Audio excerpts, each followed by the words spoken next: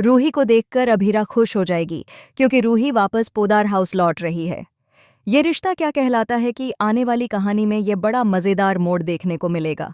दोस्तों, आप देख रहे हैं कि वो रिश्ते जो अब तक संभाले हुए थे, अब टूट रहे हैं, बिखर रहे हैं, क्योंकि पोदार परिवार में बंटवारा हो चुका है।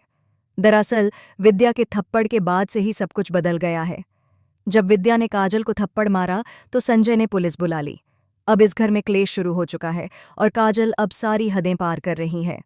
उसके हिसाब से इस घर में सिर्फ अरमान, अभीरा और मासा की ही चलती है। बाकी किसी के बारे में सोचा नहीं जाता और इसी वजह से अब काजल अपना हक और अपना हिस्सा चाहती है। यह सुनकर दादी साहब बहुत दुखी हैं और टूट चुकी हैं। अरमान और अभीरा उसे समझाने की कोशिश करते हैं। अभीर भी संजय फूफासा को समझाता है और कहता है कि अगर चारू आज जिंदा होती तो ये सब देखकर बहुत दुखी होती, लेकिन कोई मानने को तैयार नहीं है। अब घर में एक नया त्योहार मनाया जाएगा और इसी दौरान शो में एक बड़ा ट्विस्ट देखने को मिलेगा। आने वाले एपिसोड में आप देखेंगे कि कोई वापस लौट रहा है, जिससे कहानी में बड़ा बदलाव आएगा। दरअसल शो में जल्द ही लीप आने वाला है और इसी के साथ रूही की एंट्री होगी दक्ष के साथ।